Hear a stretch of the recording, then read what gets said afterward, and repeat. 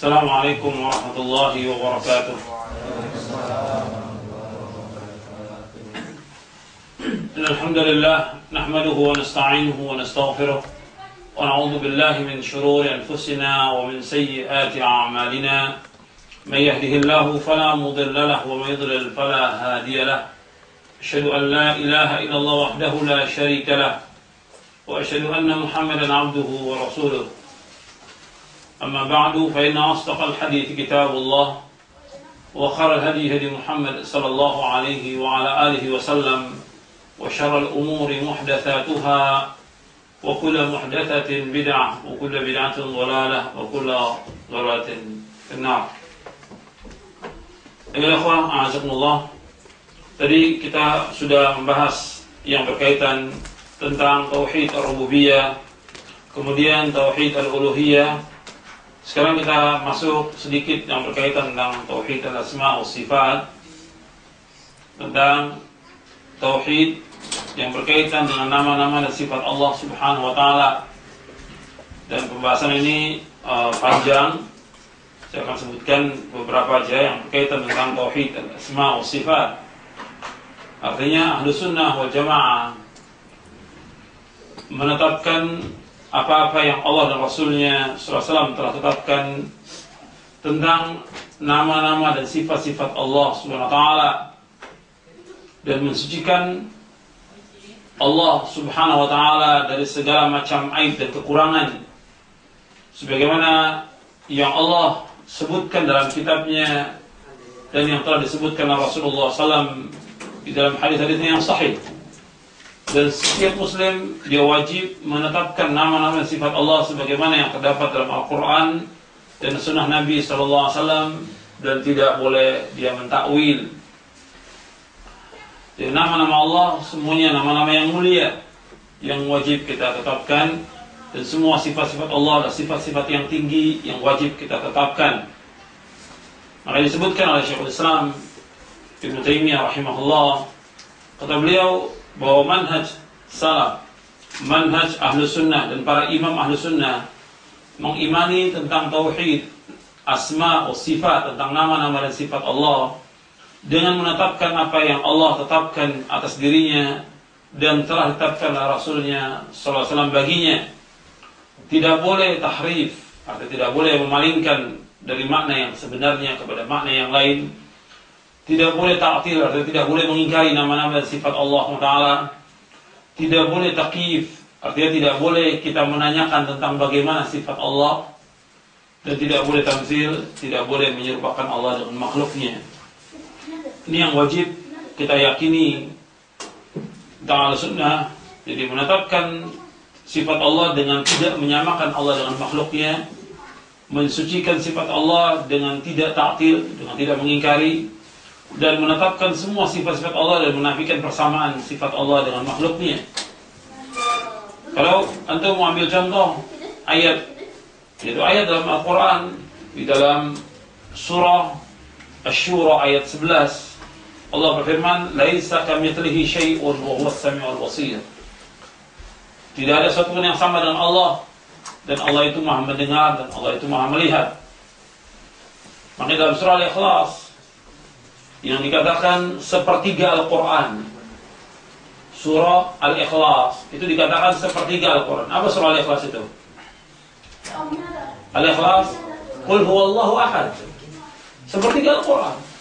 Karena kandungan Al-Quran adalah tauhid sepertiganya, dan semua isi dari Al-Ikhlas tentang tauhid. Jadi dikatakan Al-Ikhlas karena mengikhlaskan tauhid kepada Allah saja.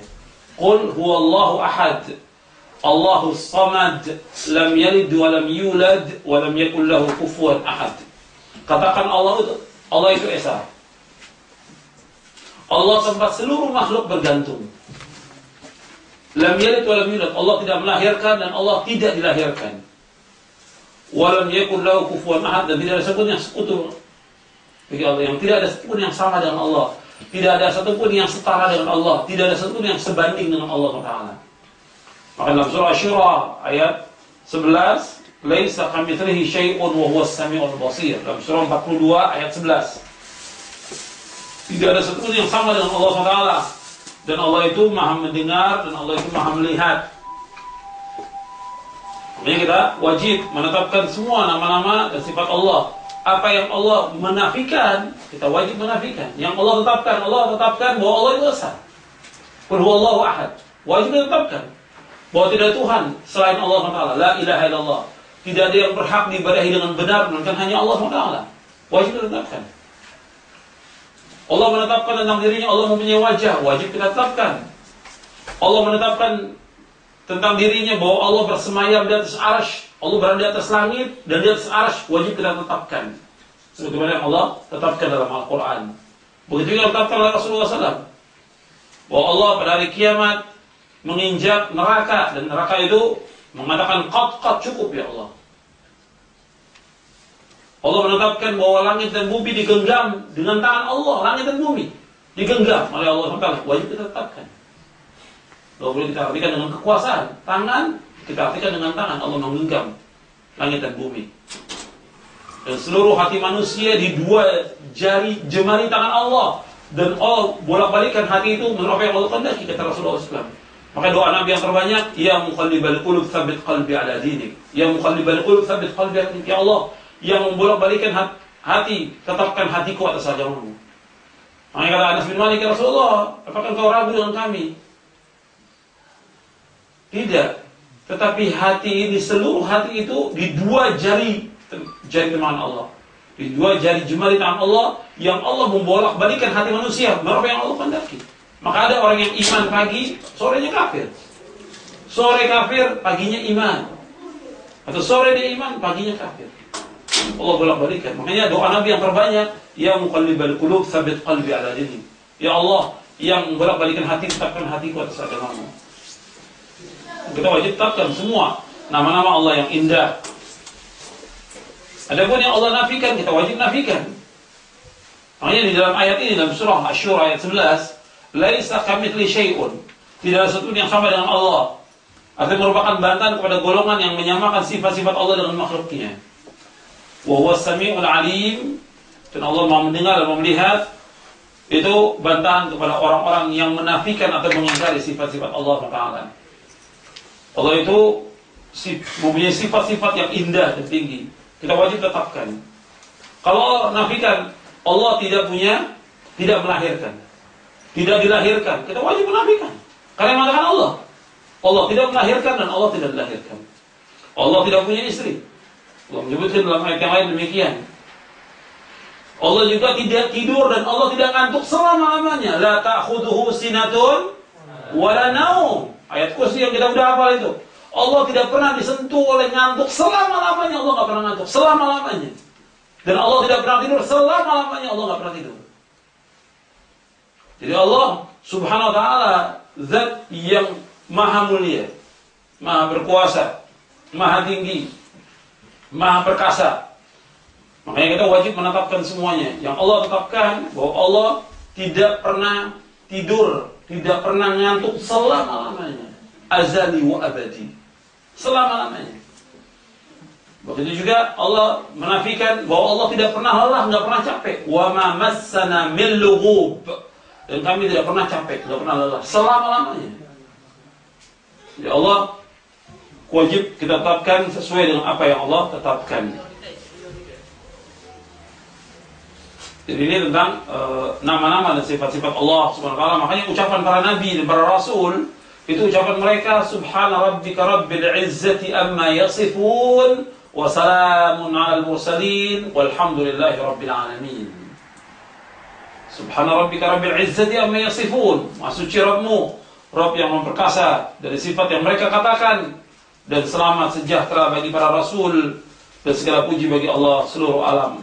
Dalam surah As-Saffat ayat 180 sampai 182. Jadi Allah SWT dalam ayat ini mensucikan dirinya dari yang disifatkan untuknya oleh para penentang para rasul, dan melimpahkan salam sejahtera kepada para rasul karena bersihnya perkataan mereka dari hal-hal yang mengurangi dan menodai keagungan sifat Allah Subhanahu wa taala. Jadi semua sifat Allah sifat-sifat yang mulia. Kalau ada sifat yang kurang, ya kita wajib menafikan. Kalau bagi manusia itu sifat itu kurang, ya kita harus nafikan. Makanya di dalam Al-Quran semua sifat-sifat yang tercela seperti mati itu dinafikan bagi Allah. Kemudian sifat naum, tidur, jahal, bodoh, nisyan, lupa, Allah nggak pernah lupa selama-lamanya. Maka semua dosa manusia tercatat semuanya. Wa ma kana rabbuka nasiya, dan Allah itu tidak pernah lupa. Semua dibukakan, manusia lupa, tapi Allah tidak lupa tentang perbuatan yang dilakukan oleh manusia ini. Kemudian juga sifat ajiz, kelemahan, ketidakmampuan, itu harus dinafikan dari Allah. Sifat taab, capek, lelah, ini juga wajib dinafikan dari Allah SWT. Ya, semua sifat-sifat yang lemah, sifat yang kurang dinafikan. Ada sifat yang bagi manusia merupakan sifat yang sempurna, tapi bagi Allah sifat yang kurang. Tidur, ngantuk, sifat yang sempurna bagi manusia, tapi bagi Allah sifat yang kurang. Menikah, sifat yang sempurna bagi manusia. Jadi orang menikah sempurna, separuh agama dia sudah jaga. Kata Nabi, barang siapa yang menikah, separuh agama dia jaga, maka adalah dia jaga lagi separuh yang lain.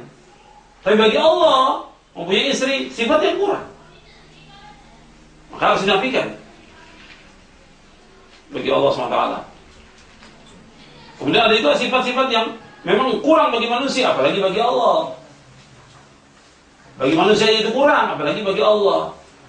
Umumnya sifat bakhil, pelit, bagi manusia itu sifat yang kurang, tercela, apalagi Allah. Allah itu karim, maka di antara nama Allah karim. Allah itu mulia dan dermawan, maha dermawan.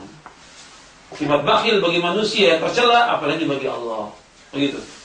Berkhianat, menipu, apalagi bagi Allah. Bagi manusia tercela, apalagi bagi.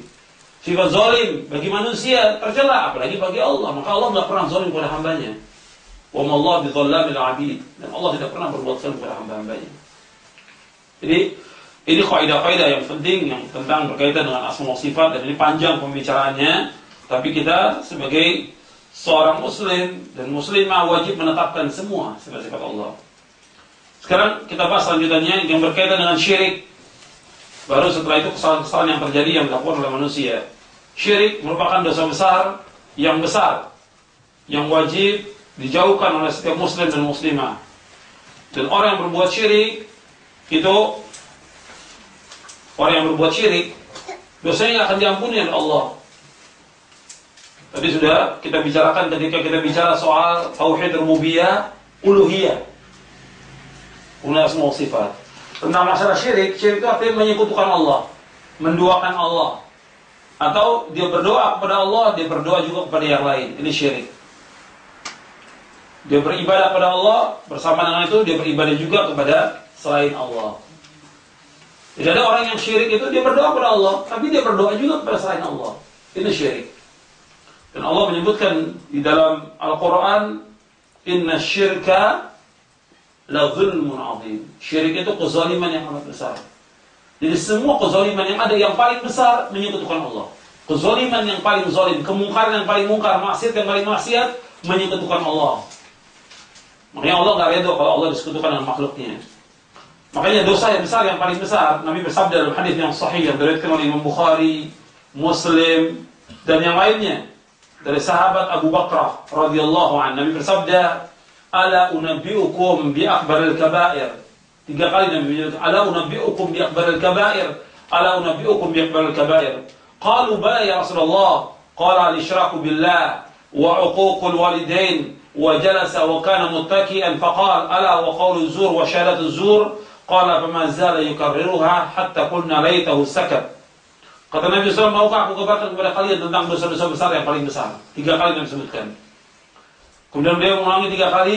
Para sahabat menjawab, mau ya Rasulullah. Beliau bersabda, dosa besar yang paling besar yang pertama, syirik, menyekutukan Allah SWT. Yang kedua, durhaka pada orang tua. Durhaka pada orang tua. Yang ketiga, yaitu berkata dusta dan menjadi saksi palsu. Ini dosa besar yang paling besar.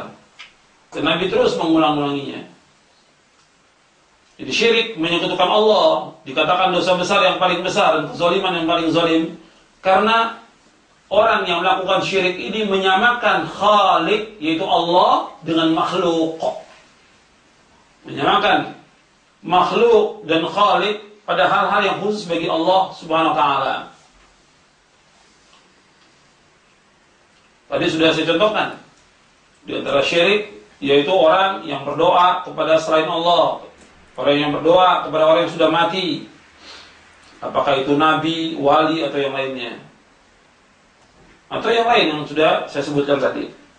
Makanya para ulama Ahlus Sunnah menyebutkan orang-orang yang beribadah kepada selain Allah secara umum dia musyrik, secara umum. Tapi individu-individunya dilihat apakah dia sudah sampai hujjah atau belum. Bahkan Allah menyebutkan nama Al-Quran kafir. Antum lihat dalam surah Al-Mu'minun, surah 23 ayat 117.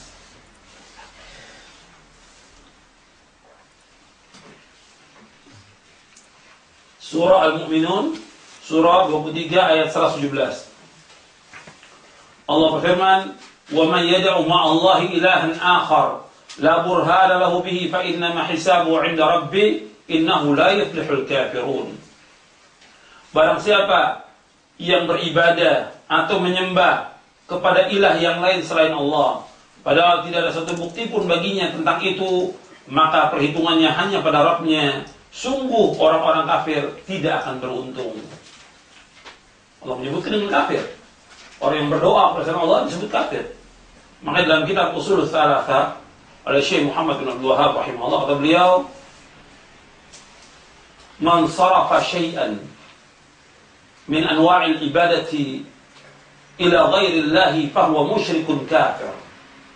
Man sarafa, kata beliau, barang siapa yang memalingkan syai'an, sesuatu, min anwa'il ibadah, dari macam-macam ibadah, ila ghairi Allah, kepada selain Allah, fa huwa musyrikun kafir, maka dia musyrik kafir. Artinya secara umum demikian. Tapi langsung menuduh orangnya yang melakukan syirik langsung dia musyrik atau kafir, ya, kita harus dakwakan dulu, sampaikan hujah kepada dia dan sampai dia paham tentang hujah itu, dan diajak agar dia kembali. Sekarang kita masuk kepada perusak-perusak akidah. Baru nanti tentang ancaman bagi orang-orang yang berbuat syirik, ancamannya berat.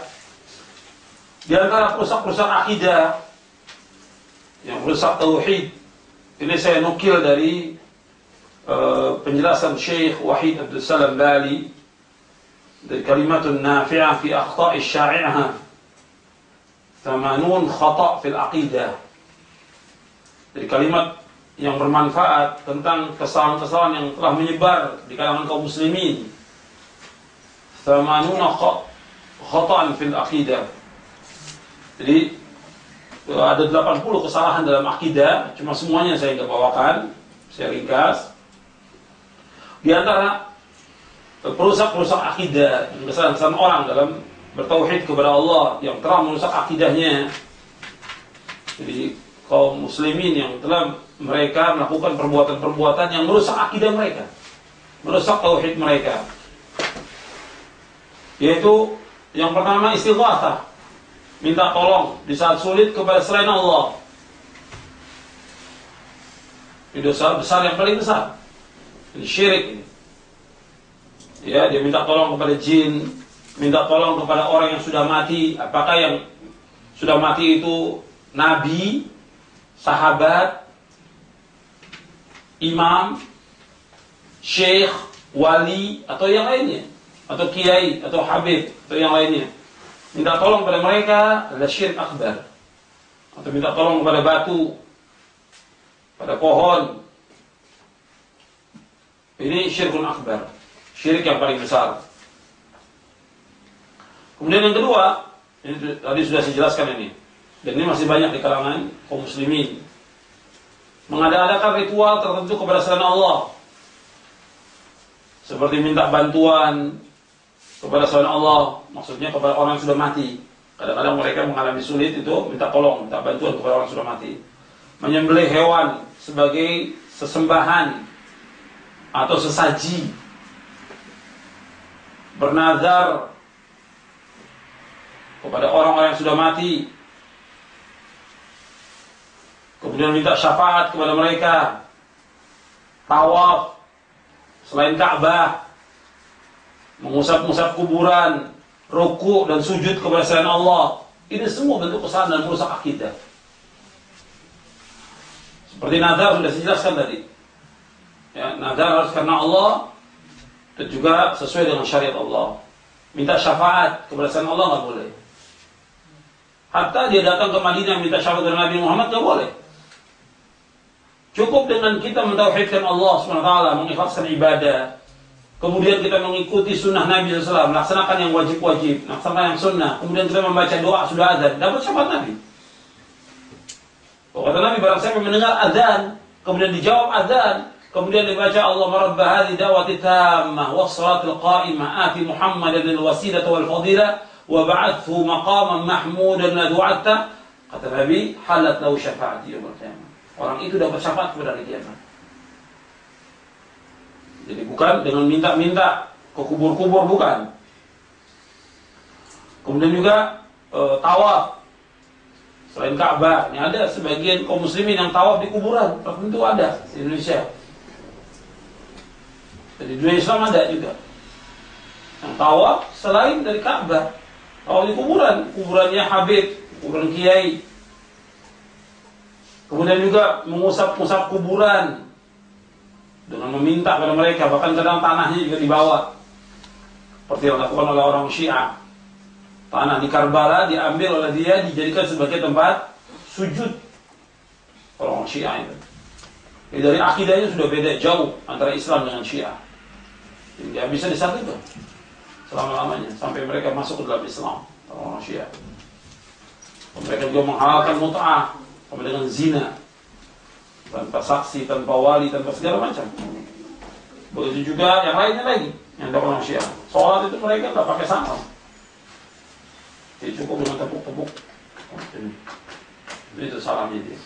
Nggak mau salam ke kanan dengan malaikat, nggak mau.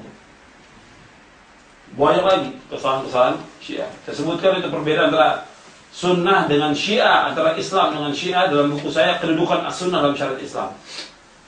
Bukan as-sunnah dalam syariat Islam, saya jelaskan di sini perbedaan antara Islam dengan Syiah. Kemudian juga di antara yang lain rukuk dan sujud kepada selain Allah. Di dalam setiap daurah sudah berkali-kali saya sampaikan, nggak boleh kita membungkuk rukuk kepada selain Allah, nggak boleh. Apalagi sujud.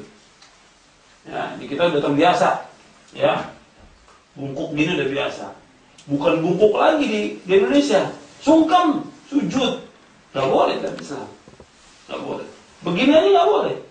Sahabat dari Rasulullah, bagaimana kami bertemu dengan yang lain? Apakah kami membungkukkan badan begini, atau kami cukup jabat tangan? Cukup dengan begini saja. Bungkuk-bungkuk nggak boleh. Karena hak rukuk dan sujud hak Allah SWT. Maka disebutkan di dalam Al-Quran dalam surah Al-Jin, wa annal masajida lillahi fala tad'u ma'allahi ahada. Dan bahwasanya masjid-masjid milik Allah, maka tidak boleh mengadakan sekutu bagi Allah SWT di dalamnya. Kalimat masajid diartikan dua oleh para ulama. Yang pertama masajid artinya masjid, nggak boleh ada perbuatan syirik di dalamnya. Yang kedua masajid yaitu a'dha'us sujud, anggota sujud.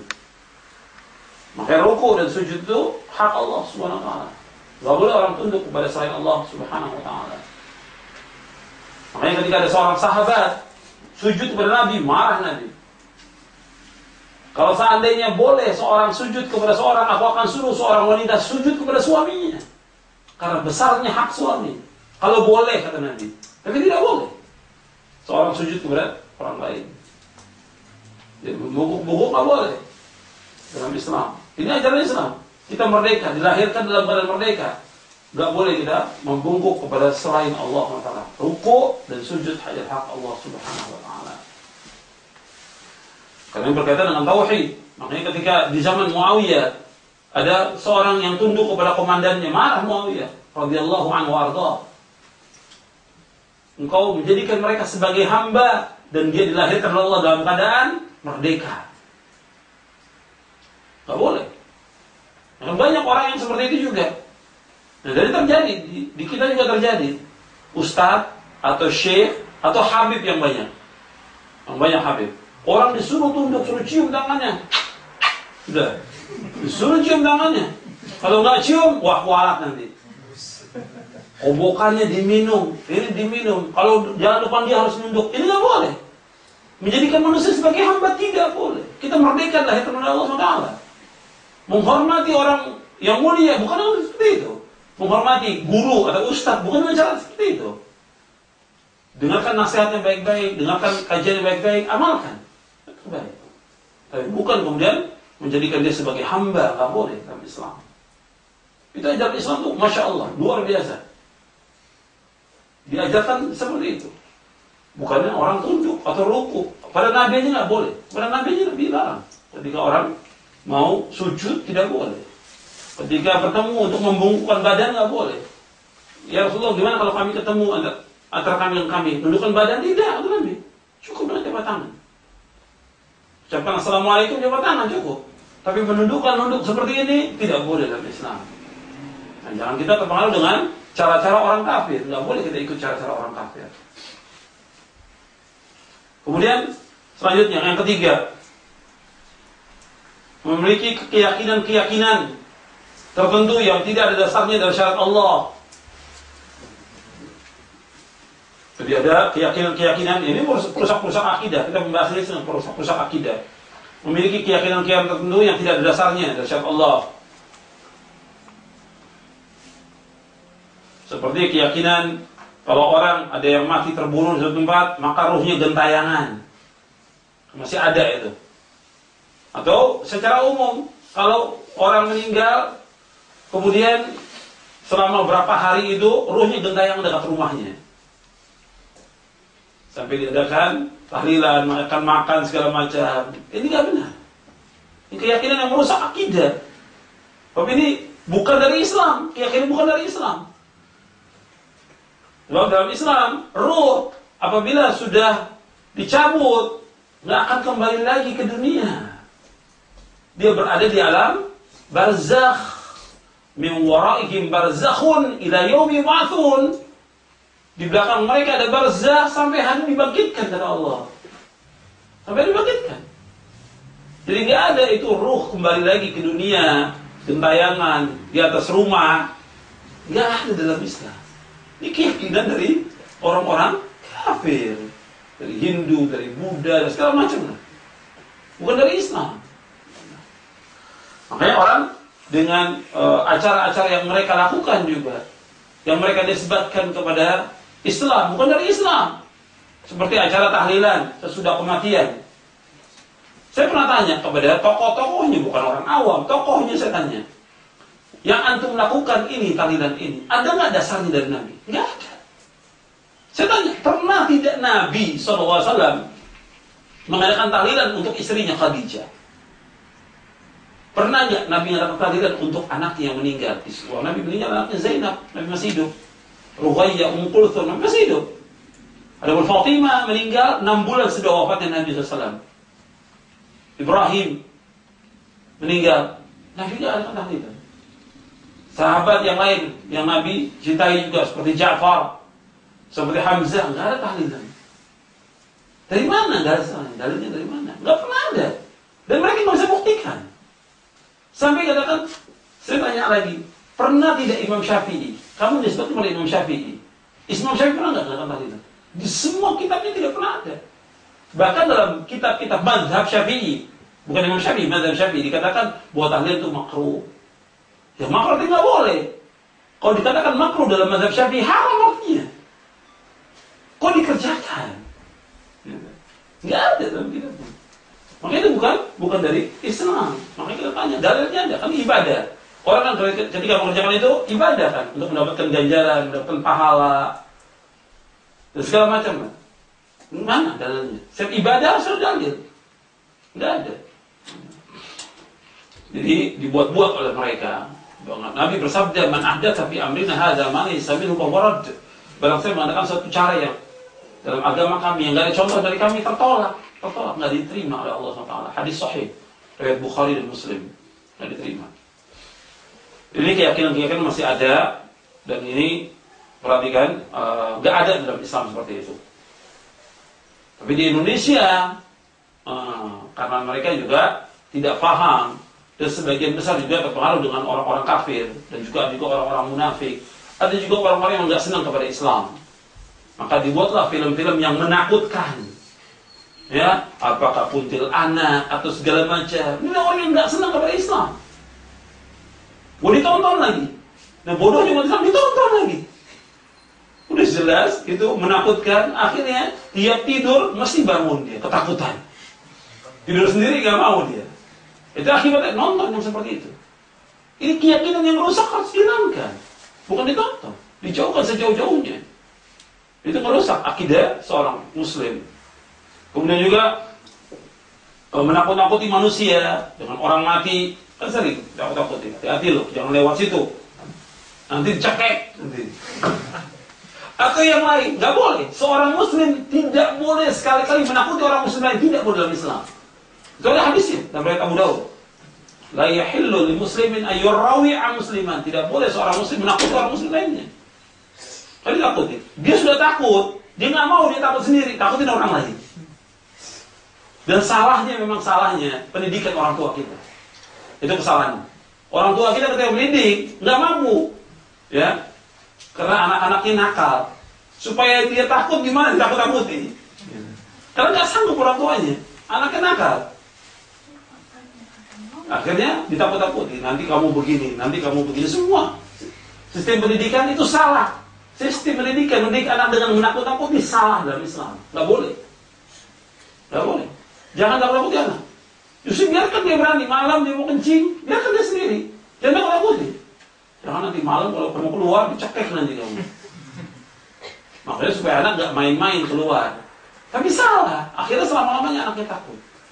Ini merusak akidah dia sejak kecil. Nggak boleh, biarkan dia berani dalam Islam. Jadi nggak boleh takut-takuti. Nah, ini kejadian terus-menerus kan kepercayaannya. Kemudian juga percaya adanya jin yang suka mengganggu gitu. Ya kalau kita lewat harus numpang-numpang, permisi. Sampai kencing di satu tempat, nggak ada tempat kencing, kita mau kencing numpang-numpang. Nggak boleh. Kita baca a'udzu bikalimatillahi tammati min syarri ma khalaq. Ya Allah, aku berdoa pada Engkau dengan kalimat-kalimatmu dari kejahatan makhlukmu.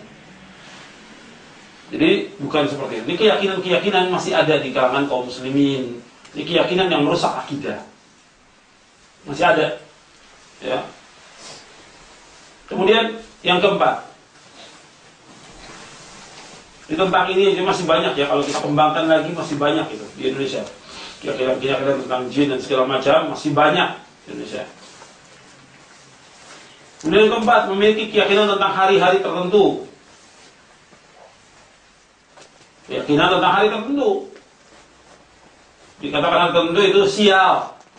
Atau hari itu barokah, nggak boleh. Dari mana dia menentukan? Dan umumnya, keyakinan orang-orang jahiliyah, kalau hari Selasa itu sial. Kalau bulan Safar, sial. Dan bulan Muharram, Safar, Rabiul Awal, Rabiul Akhir, sampai akhir. Itu keyakinan orang-orang jahiliyah. Kalau bulan hari Selasa, itu sial kata mereka. Kalau bulan Safar, sial. Islam nggak ada hari sial. Dalam Islam tidak ada. Jadi ada hari sial. Atau menentukan bahwa hari itu barokah, nggak ada. Kecuali dengan dalil.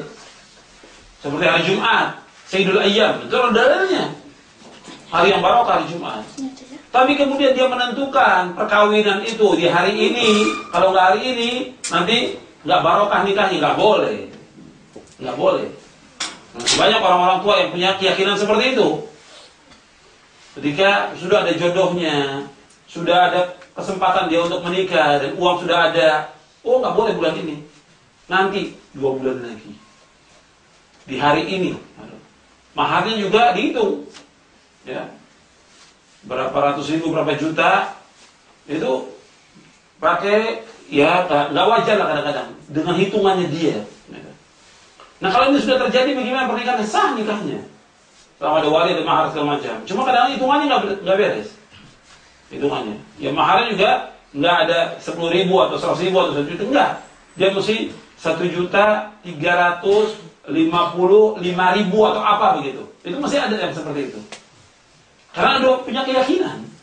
Ini nggak boleh. Kalau sudah terjadi gimana? Saya pernah tanya, gimana kalau sudah terjadi pernikahan? Sah nih.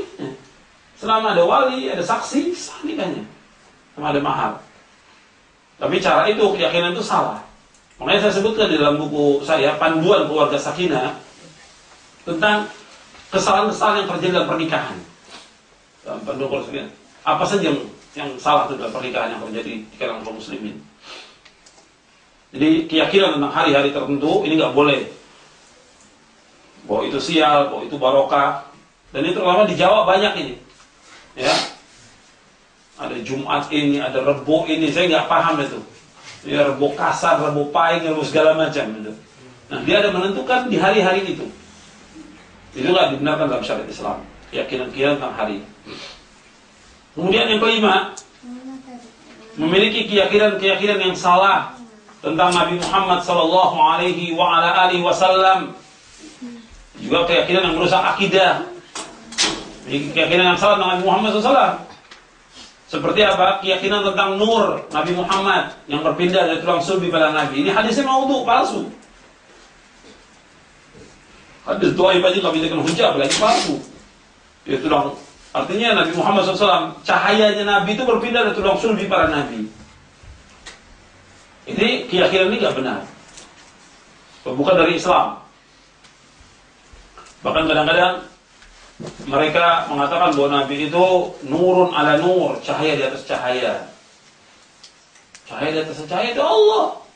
Allah nurus samawati wal ardh. Bahwa Allah itu cahaya di atas cahaya. Kemudian juga mempunyai keyakinan bahwa Rasulullah SAW adalah makhluk Allah yang pertama. Ini juga keyakinan yang salah. Makhluk Allah yang pertama yang Allah ciptakan dari manusia itu Adam. Itu yang pertama, bukan Rasulullah. Kemudian juga keyakinan bahwa Nabi SAW datang ketika dibacakan maulid, ya, Nabi datang, ruhnya datang. Ini keyakinan yang salah. Dan nggak ada dalam Islam itu, nggak ada. Ya perayaan maulid juga nggak ada dalam Islam. Nabi nggak pernah ngadakan, sahabat nggak ngadakan, tabi'in nggak ngadakan. Imam yang 4, Imam Hanafi, Maliki, Syafi'i, Hambali juga nggak pernah mengadakan demikian. Semua nggak ada yang mengadakan, kecuali orang-orang Syiah yang pertama kali mengadakan itu pada abad ke-4 Hijriah.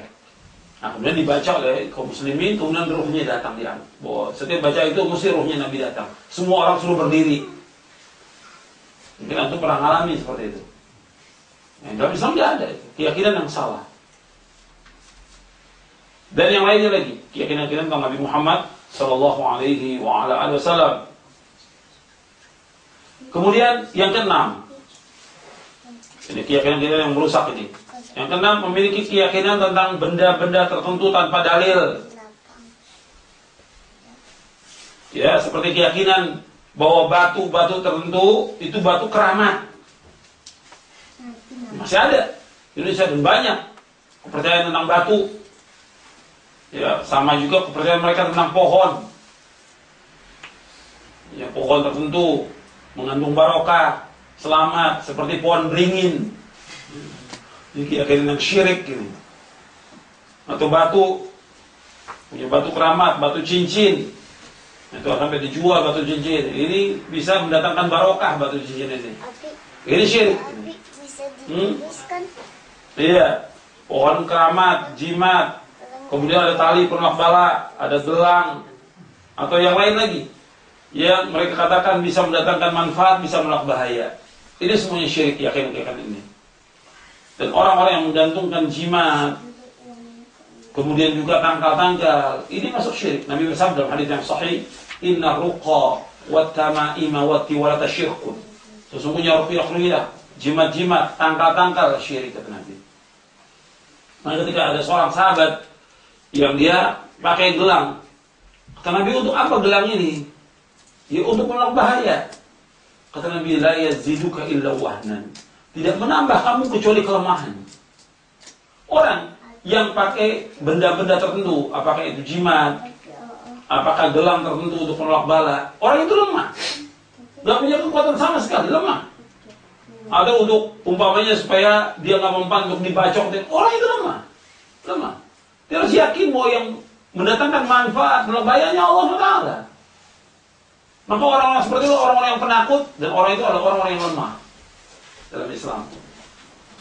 Maka dia tambah lemah dengan keyakinannya dia kepada benda-benda itu. Justru dia jadi orang yang penakut. Kalau dia pakai gelang, gelangnya ketinggalan, dia nggak pakai hari itu. Wah, takutnya luar biasa. Keluar rumah, was-was terus ya, ada yang mukul dari belakang ini. Mesti seperti itu. Jadi orang yang penakut dan jadi orang lemah. Beda kalau kita nggak pakai apa-apa, bergantung pada Allah. Makanya kita ucapkan Bismillahi tawakkaltu 'ala Allah, la haula wala quwwata illa billah. Tawakal pada Allah. Dengan nama Allah, aku sandarkan semua urusanku kepada Allah. Tidak ada yang upaya kecuali pertolongan Allah. Selamat kita. Dengan Allah. Tapi dengan benda, dia bergantung pada benda itu. Ini keyakinan yang salah. Dan ini merusak akidah dia. Kemudian yang ketujuh, memiliki keyakinan tentang organ-organ makhluk tanpa dalil. Ya, memiliki keyakinan tentang organ-organ makhluk tanpa dalil. Seperti yang berkaitan dengan plasenta, ari-ari. Itu dia katakan temannya bayi. Itu harus ditanam. Segala macam lah, seperti orang yang makhluk hidup meninggal. Di sini orang ari-ari buang aja saja. Di negeri Arab juga sama, buang. Di kita itu karena kepercayaan yang luar biasa, luar biasa, ditaruh di tempatnya, dikubur, kasih wangi-wangian, seperti acara orang meninggal dunia. Ini keyakinan yang salah. Di Timur Tengah orang begitu lahir dibuang sudah begitu aja, tempat sampah hari-hari itu. Ini keyakinan yang salah, orang sampai menghormati hari-hari segala macam. Jadi muliakan bayinya, diadakan akikah hari yang ke-7, bukan hari-harinya. Kemudian juga kepercayaan mereka tentang tulang tertentu atau yang lainnya lah, yang masih ada sebagian orang Islam punya percaya tentang itu. Kemudian juga yang merusak lagi, yaitu datang ke dukun. Ini yang ke-8. Datang ke dukun, paranormal, orang pintar. Dipercaya kepada kata-kata dukun. Nabi bersabda dalam hadis yang sahih yang diriwayatkan Imam Ahmad dan Muslim, "Man ata 'arrafan fasala li syai'in lam tuqbal salatun 40 lailah." Barang siapa yang datang ke dukun menanyakan sesuatu, maka tidak diterima salatnya selama 40 malam. Mari diterima. Jadi nggak boleh datang ke dukun, orang pintar, paranormal, salatnya nggak diterima selama 40 malam. Mari diterima. Makanya nggak boleh datang ke dukun, paranormal, orang pintar. Di Indonesia ini banyak. Cuma masyarakat katakan dia kiai. Katakan kiai. Sudah jelas dia dukun, paranormal, tapi kepercayaan itu masih kuat sekali masyarakat. Kemudian juga yang ke-9, memiliki keyakinan yang salah tentang benda-benda langit.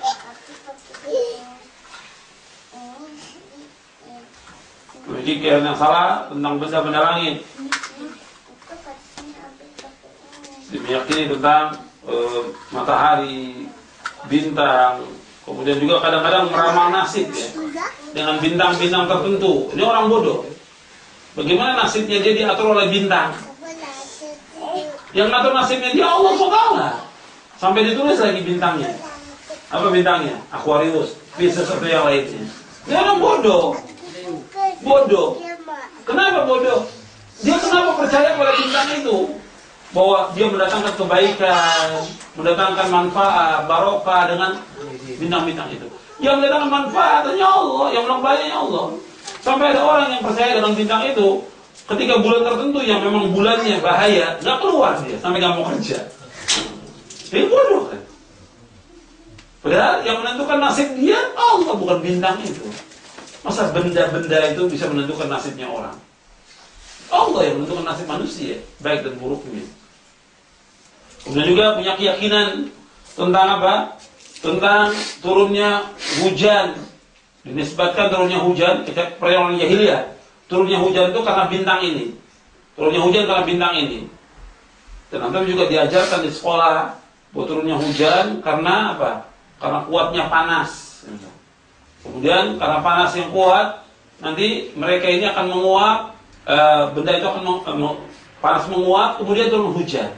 Ini keyakinan yang salah dari orang-orang yang menafikan tentang adanya Allah. Kalau seorang Muslim meyakini bahwa turunnya hujan Allah yang turunkan, nggak ada kaitan dengan panas, nggak ada kaitan dengan dingin. Di Bogor dingin tiap hari hujan, nggak ada kaitan dengan panas, nggak ada kaitan dengan dingin. Kalau Allah kehendaki turun hujan, turun hujan. Tapi di kita masih punya kepercayaan tertentu. Apakah itu bintang, apakah dengan panasnya matahari atau yang lain. Tidak boleh menisbatkan bintang, menisbatkan turunnya hujan kepada bintang, tidak boleh. Ini termasuk kufur nikmat. Kufur nikmat. Karena hujan merupakan nikmat, nggak boleh dinisbatkan kepada apapun juga. Termasuk juga kepercayaan tentang adanya pawang hujan. Karena bisa nggak ada pawang hujan.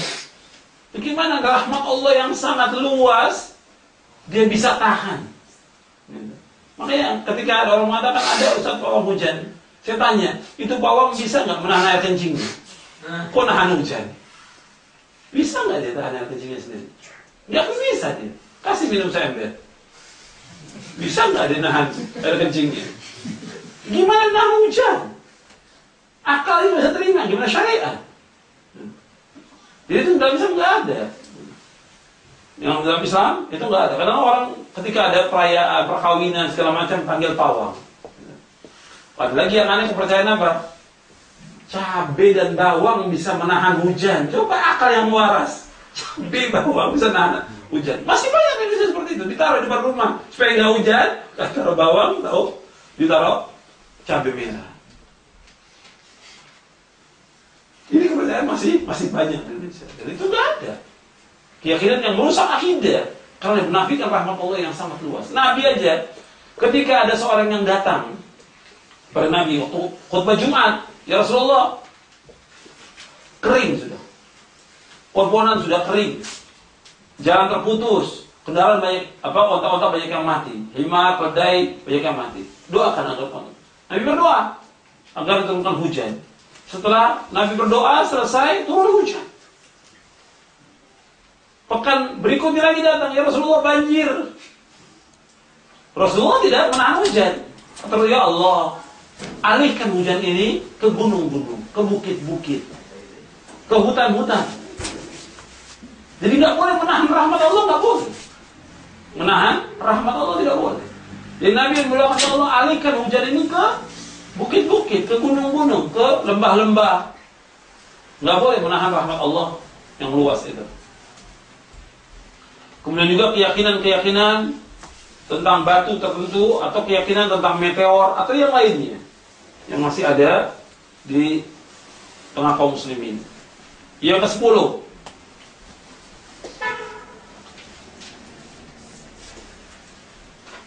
keyakinan-keyakinan salah seputar kehidupan rumah tangga. Seperti keyakinan kalau ada benda yang pecah di rumah, gelas pecah, oh berarti itu membawa kepada kejelekan, kesialan. Itu masih ada. Makanya kadang-kadang orang tua itu ketika gelas pecah itu, waduh marahnya luar biasa. Ini kesalahan. Gelas pecah takdir Allah. Yang penting anaknya nggak luka. Mesti seperti itu. Hatta pecahnya satu lusin nggak ada masalah, bisa diganti. Tapi anak dicubitin, disabet, dipukul, zalim. Karena sebuah gelas. Itu terjadi kan, orang-orang tua seperti itu. Karena punya keyakinan yang salah. Kalau ada benda yang pecah, berarti rumah tangga ini sial. Sehingga ketika ada benda yang jatuh, pecah piring, gitu. Ya piring nggak begitu mahal. Cuma piring jatuh, pecah, anaknya dipukul habis-habisan. Dalam Islam nggak boleh. Seperti itu. Sudah. Qadarallah wa masyafa'al. Piring ini bisa kita beli lagi selusin atau 2 lusin. Tapi anak dijaga, diteliti.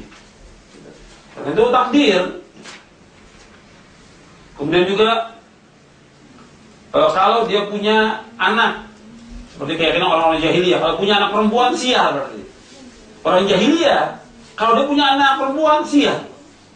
Dan itu Allah kabarkan dalam Al-Quran. Kalau dikabarkan bapaknya bahwa istrinya melahirkan anak perempuan, tiba-tiba mukanya itu hitam kata Allah. Wa idza busyira bil untha dhalla wajhu muswaddan huwa kadhib. Kata Allah. Dan apabila dikabarkan mereka bahwa istrinya melahirkan anak perempuan, maka tiba-tiba mereka mukanya hitam, bermarah murka. Karena anggapan mereka orang jahiliyah bahwa anak perempuan membawa sial. Ini nggak boleh. Ini keyakinan masih ada. Ini merusak akidah. Merusak akidah. Juga keyakinan juga kalau punya anak lebih dari 2 berarti nggak cukup, maka diharuskan KB. Ini juga keyakinan yang rusak. Masih pokoknya 2 aja cukup, laki perempuan sama saja. Berarti kalau lebih dari 2, 3, berarti nggak cukup nanti. Jadi keyakinan yang salah, nggak boleh. Justru Nabi menganjurkan kaum muslimin banyak anak. Semakin banyak anaknya semakin barokah. Banyak anak, karena aku akan berbangga dengan banyaknya umat pada hari kiamat, kata Rasulullah. Dianjurkan untuk banyak anak, bukan membatasi kelahiran. Makanya fatwa para ulama ahli sunnah tentang membatasi kelahiran, hukumnya haram. Membatasi kelahiran, hukumnya haram dalam Islam. Nggak boleh. Kemudian juga anggapan sial kalau ada padam, ketika ada seorang datang ke rumah, lampunya padam, ini berarti sial. Itu masih ada kepercayaan seperti itu. Kemudian juga keyakinan tentang gunting, peniti, ya, itu masih apa yang antum ketahui tentang gunting dan peniti? Terutama waktu gerhana itu. Kemudian tentang menyapu rumah, punya keyakinan kalau menyapu rumah di malam hari itu nanti keluarganya fakir miskin nanti. Itu masih ada keyakinan seperti itu. Dan masih banyak lagi yang lain keyakinan yang terjadi dalam rumah tangga yang masih dilakukan oleh kaum muslimin. Kemudian di antara yang merusak akidah lagi yaitu memperingati perayaan-perayaan yang bukan dari Islam. Ya. Seperti peringatan kemarin itu Asyura, tahun baru Islam, atau 10 Muharram yang dianjurkan kita puasa tanggal 9 dan 10 Muharram. Lalu merayakannya, Nabi nggak pernah merayakan. Umar yang memulai penanggalan Hijriyah pun nggak ada perayaan-perayaan apa saja, nggak ada. Perayaan dalam Islam cuma 2, Idul Fitri dan Idul Adha. Di kita itu hampir ada perayaan setiap bulan, ya, hampir ada. Dan mengikuti siapa perayaan itu? Ya, itu orang kafir. Ya, ada peringatan hari ibu, hari anak, hari apa lagi itu. Macam-macam lah, ulang tahun, tahun baru, perayaan yang lainnya lah. Yang dari Islam juga banyak yang dirayakan yang bukan dari Islam. Seperti peringatan tahun baru Islam, perayaan Maulid Nabi, Isra Mi'raj, Nuzulul Quran, itu juga tidak ada dari Rasulullah dan tidak ada dari sahabat. Kemudian yang ke-12, bersumpah dengan selain nama Allah, bersumpah dengan nama Nabi, bersumpah dengan nama malaikat, bersumpah dengan nama syekh, guru, atau dengan nama Ka'bah, ini nggak boleh. Demi Ka'bah, demi Rasulullah, demi malaikat nggak boleh. Kalau mau bersumpah demi Allah. Sebab man halafa bi ghairi faqad asyrak. Barang siapa yang bersumpah dengan selain nama Allah, maka dia telah berbuat syirik. Kalau memang perlu dia bersumpah dengan nama Allah. Kemudian yang ke-13, memiliki keyakinan tertentu yang berhubungan dengan hewan.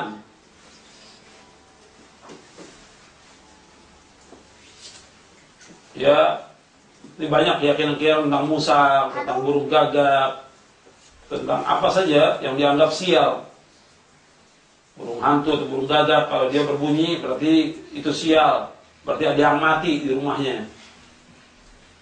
Atau yang lainnya. Atau kucing mati, berarti sial. Kalau orang kucing ketabrak, ya wajar dia nggak lihat bawa mobil ketabrak, ya nggak akan membawa sial.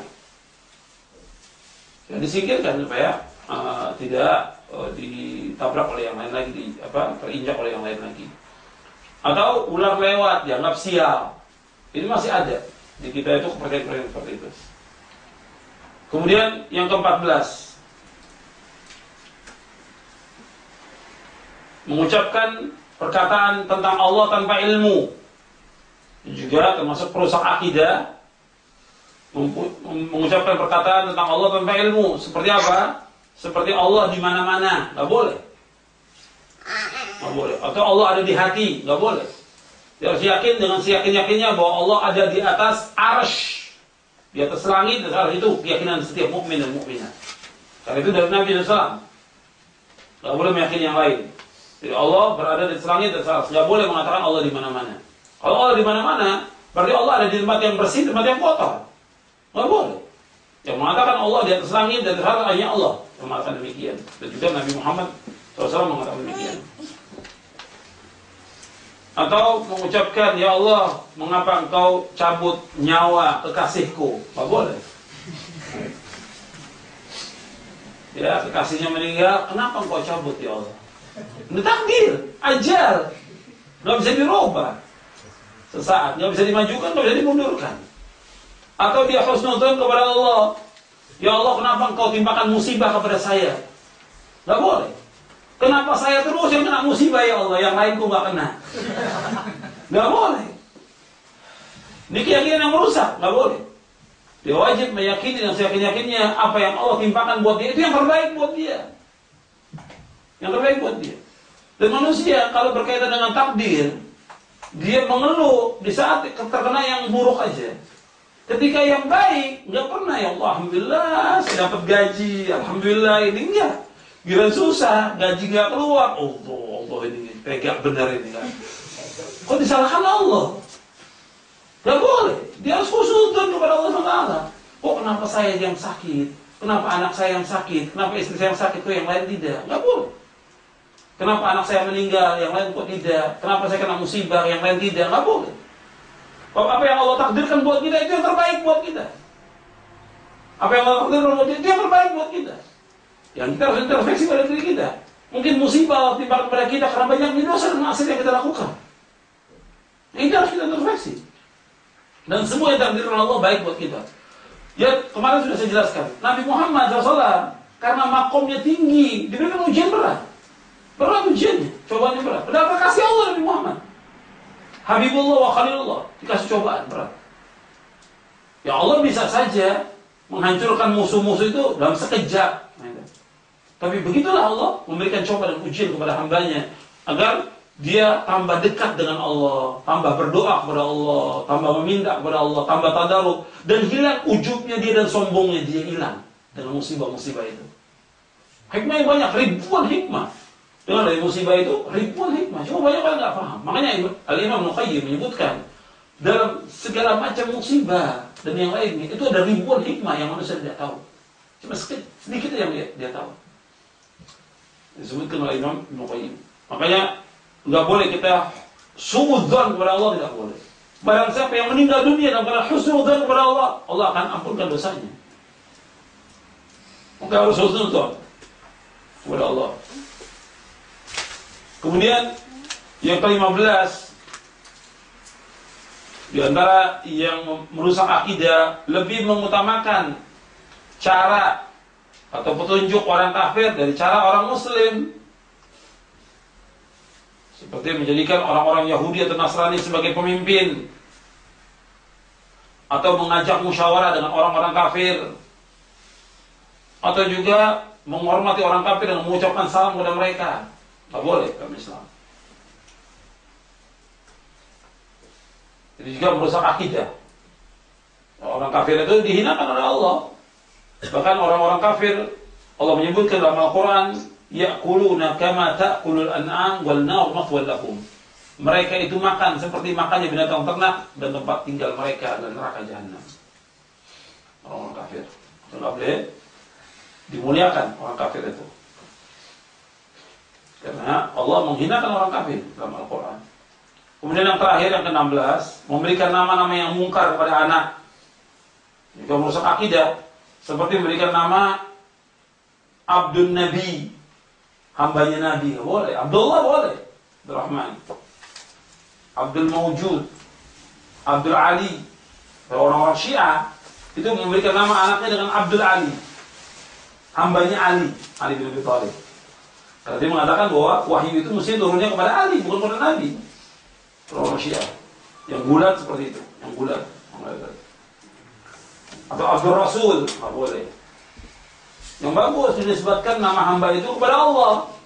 Dan itu yang paling baik. Abdurrahman, Abdullah, Abdurrahim, Abdurrauf, Abdul Khalid, dan yang lainnya. Dari nama-nama Allah. Jadi kita sebagai hamba Allah. Bukan kepada nama-nama yang disebutkan kepada manusia, tidak boleh. Ini diantara pesan-pesan perusak akidah ya, yang disebutkan di dalam kitab pesan-pesan dalam akidah. Dan kalau ada yang kurang jelas yang antum mau tanyakan silakan. Kalau sebentar lagi masuk maghrib. Itu saja. Wassallallahu Nabi Muhammadin sallallahu alaihi wa ala alihi wasallam.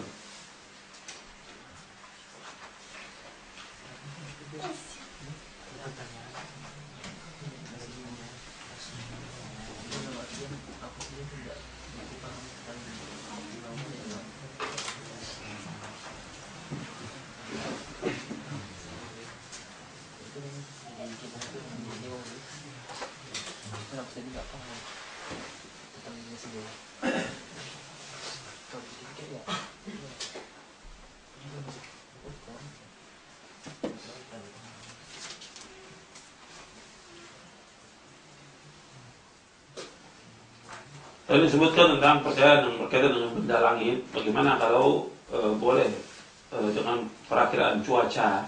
Ya, para ulama membolehkan. Ada itu cuma perakiraan aja, belum tentu juga benar terjadi. Bukan berkaitan dengan meramal nasib atau yang lainnya. Itu kan digunakan dari pakai alat. Dan kadang-kadang benar, kadang-kadang tidak.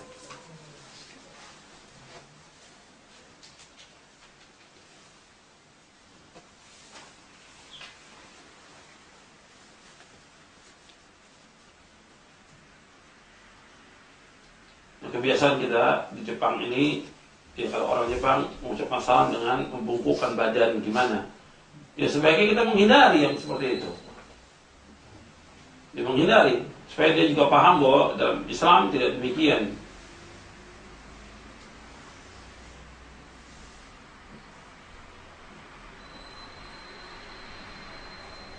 Ya tadi sudah saya sebutkan kepercayaan atau keyakinan, tidak usah disebutkan lagi di daerah saya, karena ini belum merata di mana-mana keyakinan seperti ini di masyarakat. Ya kita sampaikan tauhid kepada mereka, tauhid kepada mereka. Tadi disebutkan bahwa sungkem kepada orang tua tidak boleh. Sekarang bagaimana kalau cium tangan? Boleh. Arti ikhtiar kepada orang tua, jabatan dengan mencium tangannya boleh kan? Artinya bukan dalam artian penyembahan, gitu. Istilahnya ikhtiar. Memuliakan orang tua, menghormati, tapi tidak dengan menundukkan badan dan tidak juga dengan sujud atau sungkem. Tentang mengusap-usap kubur yang disebutkan, ada orang yang mengusap kubur sama juga dengan mengusap bagian-bagian Ka'bah. Bagian Ka'bah itu hanya dua yang boleh diusap, Rukun Yamani dengan Hajar Aswad. Nah, bagian Ka'bah yang lain dengan tabaruk mencari barokah nggak boleh. Usap yang masuk dengan kuburan ini dia mencari barokah. Diusap-usap kuburan-kuburan, apakah itu wali atau kiai atau yang lain, dengan alasan dengan tabaruk mencari barokah. Habis diusap tanah itu diusapkan ke mukanya supaya barokah, ke badannya, dan tanahnya disimpan. Ini nggak boleh. Ini keyakinan-keyakinan yang merusak akidah.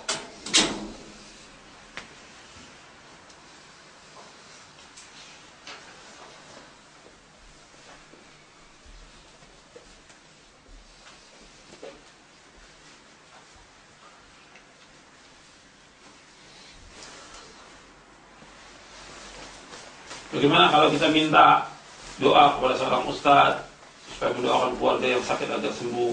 Ini sifatnya boleh saja. Arti tawasul dengan orang yang hidup boleh. Memintakan doa agar dia mendoakan keluarganya boleh aja. Cuma yang terbaik kita langsung berdoa kepada Allah. Langsung kita berdoa kepada Allah, itu yang terbaik.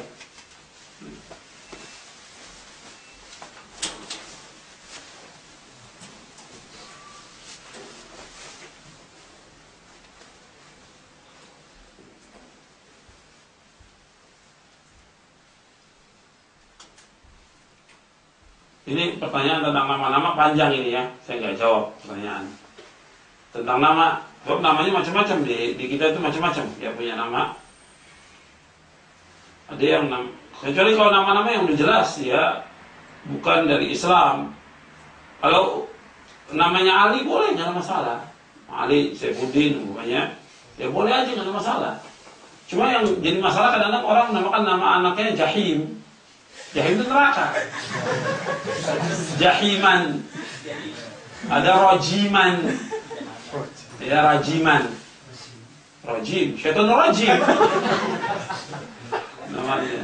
Di Indonesia macam-macam namanya, Pengki namanya. Dia kalau soal nama panjang dan banyak ya.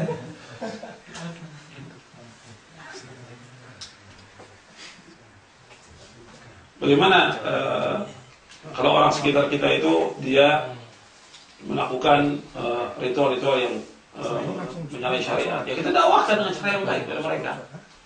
Dakwahkan dengan cara yang baik. Memang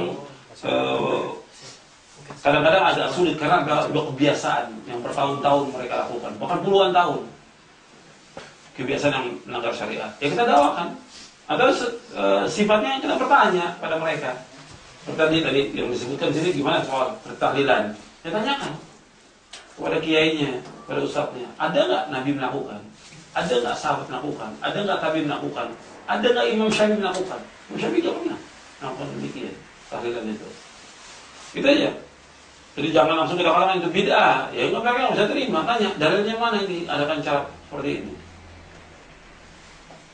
Pada hakikatnya kalau kita lihat mereka yang diinginkan oleh mereka itu pada hakikatnya bukan mendoakan, ya makannya itu. Coba tahlilan nggak ada makanan, mau mereka. Berkatnya itu yang mereka cari.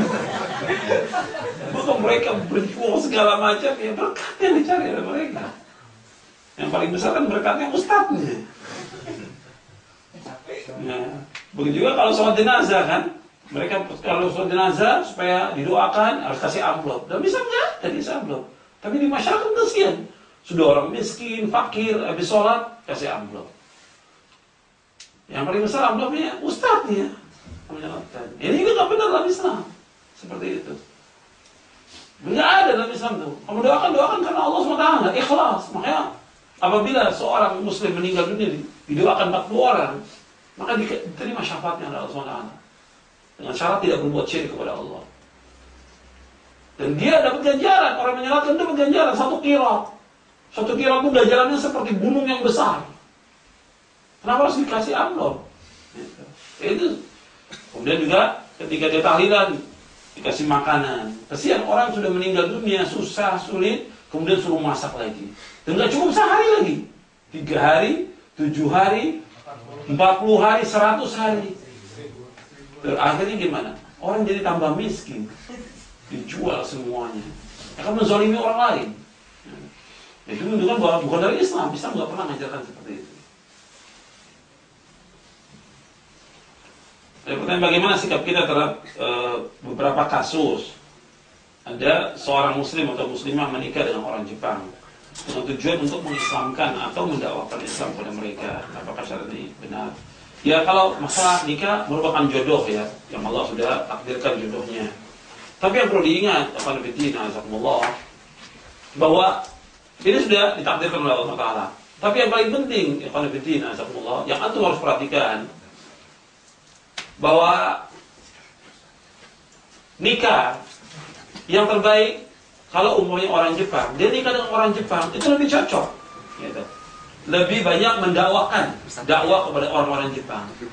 Tapi ketika dia nikah dengan orang Indonesia, itu ada juga sebagian yang tidak bisa dibawa pulang untuk ke Indonesia. Akhirnya yang ada cerai, menjadi korban anak,